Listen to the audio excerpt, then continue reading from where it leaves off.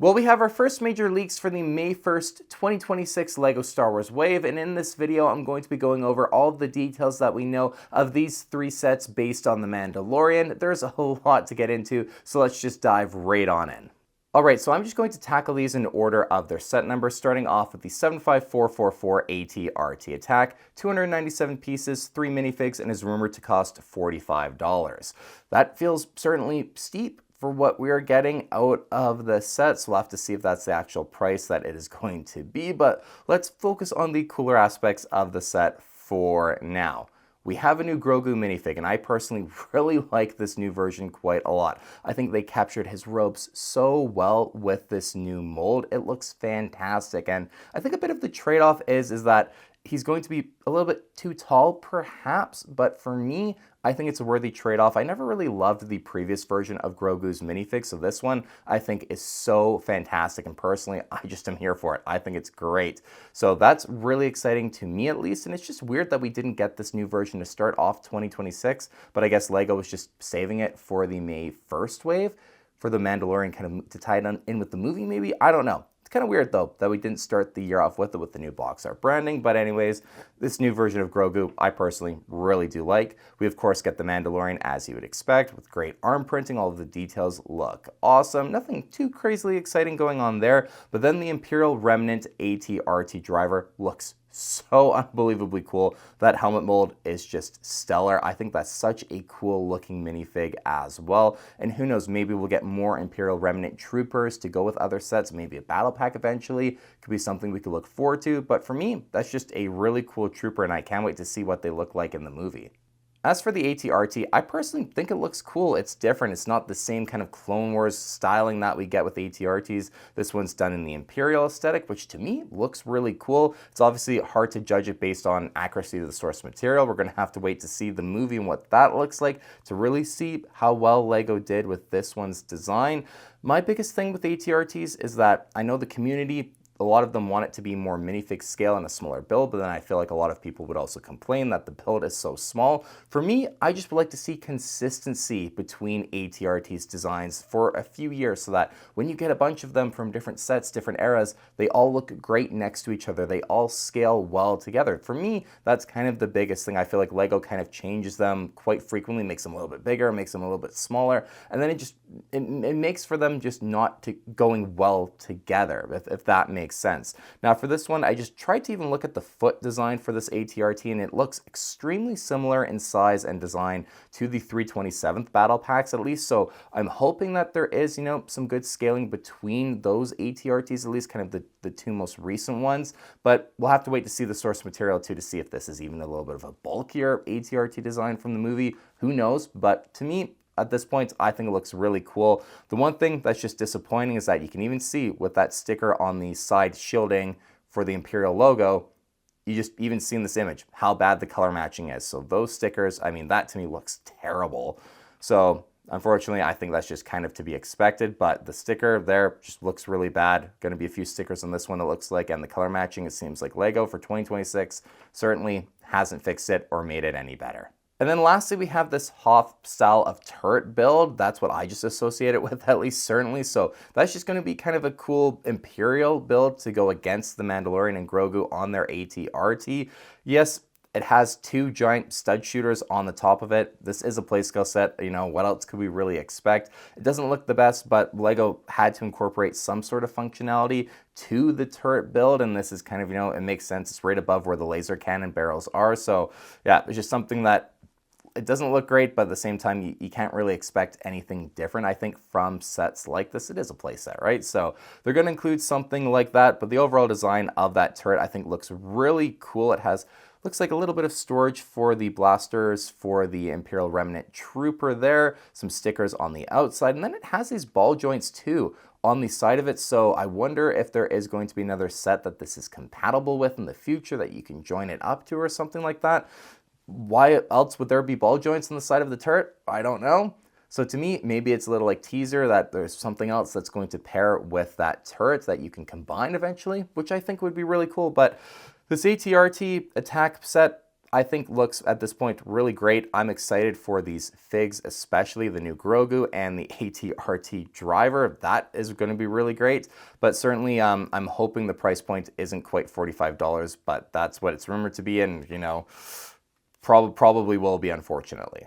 All right, moving on to 75446, the Buildable Grogu, the Mandalorian Apprentice. It comes with 1,200 pieces, one minifig being Grogu, and it's rumored to cost $130. And quickly, before we dive into the build and just the idea of another Buildable Grogu, I want to point out something about this minifig because this is a different version of Grogu compared to the one that we saw in the AT-RT attack. We actually have the Rondell with the mud horn on it. I believe Rondell's how you pronounce it at least, but you see that printed on Grogu's torso, and that's different from that one in the AT-RT attack, which just had his plain robe design on it. So I think it's kind of cool that already we are getting two different versions of Grogu. He's going to be in a lot of sets going forward, let's be honest. So getting a couple of different unique versions with different prints on them, at least, I think changes things up and makes for more different Grogus that we can go out and collect. So I think it is pretty cool. And then we get, of course, that display plaque, which is going to be the standard printed design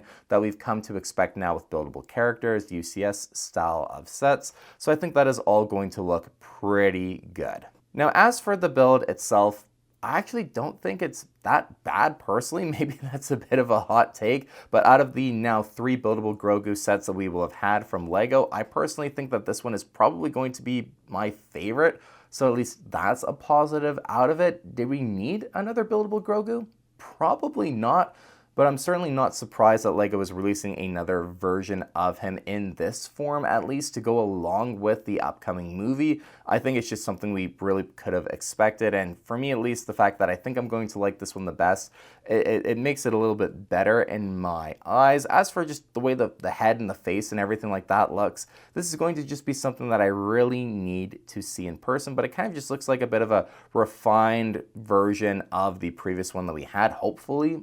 At least in terms of the robes, I think the design looks good. The arms are movable from what I can tell. You can kind of pose them, so there hopefully won't be too much in terms of awkward gaps between his arms and his body. Again, this is just something that once I get it in person, I'll really be able to tell. The Rondell piece I think looks great with the mud horn on it. That should be printed, so that should look really good. And it's kind of cool that we're getting at least just a newer version of him with some of, just as his character's progressed along, now we have the Rondell to go with the Buildable Grogu. And that looks like it is going to be detachable, at least so you can kind of have him in more of the plain style, just wearing his robes, or you could have the Rondell with the kind of belt that is attached to it on Grogu. So you do have some customization in terms of how you want to display him and a little bit of play functionality as well, as this is kind of one of those hybrid buildable character display sets, but it's also got some play functionality too. And the head looks like it is going to be able to swivel and move a little bit with a little pin that's going to be on the bottom. I assume it's a Technic system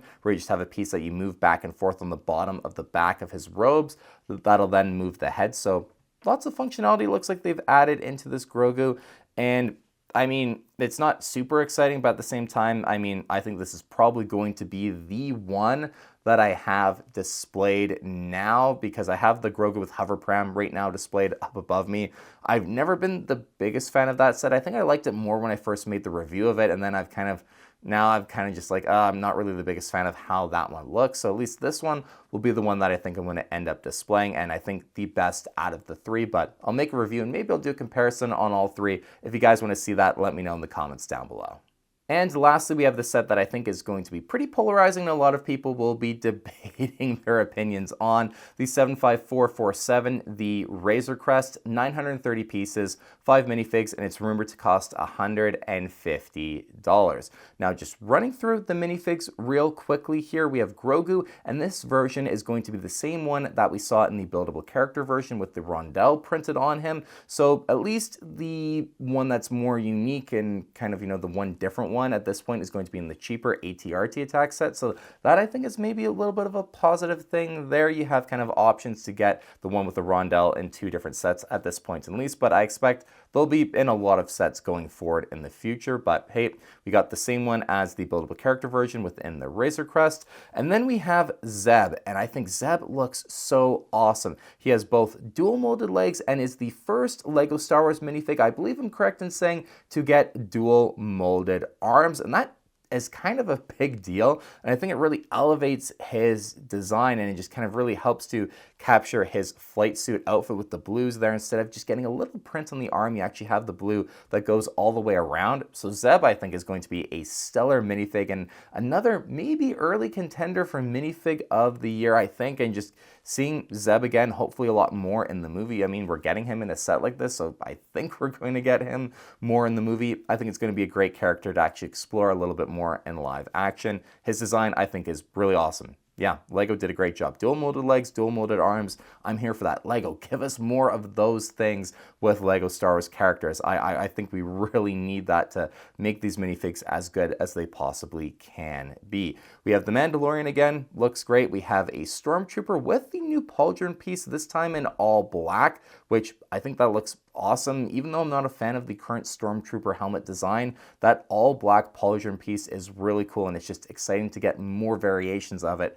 in sets. So I'm personally excited for that Stormtrooper as well. And then there is one final character. I'm just totally blanking on who that is, if we've seen her before in The Mandalorian or the Book of Boba Fett even. I don't believe so, but if I'm wrong, correct me in the comments down below. But her design, from what I can tell, looks fine. It's kind of one of those things where until we see the source material, I'm going to have to then make the call on that. I'm just kind of waiting for the movie to really judge the accuracy portions of these sets, so that then once we see what the movie, how they look, then we'll be able to tell, okay, how do the outfits look? How does the printing detail look? Things like that. But the minifigs in this set, I think, are going to be a massive draw for a lot of people, Zeb especially. All right, and then of course we have the Razor Crest, and something about the Razor Crest to me just right away looks off, and I definitely think it's the proportions of the build. Unfortunately, the way Lego is going with their playscale sets are shrinking in size, and I feel like the designs are being compromised a bit in order to actually make the sets smaller and more compact. And to me, it could be too just the angles of the build that we're seeing right now, but to me it certainly looks quite disproportionate, a little bit stubby. It's not long enough, and then two, I don't think it's quite tall enough either. So unfortunately, just based off what I can see, although it's a cool looking build, I just think the original version is probably going to be better. And I still have the original version sealed, which I'm planning on unsealing and making a review on. So subscribe to my YouTube channel if you want to see that review when it comes out, so that then I then have the built version to then compare directly with the new updated version.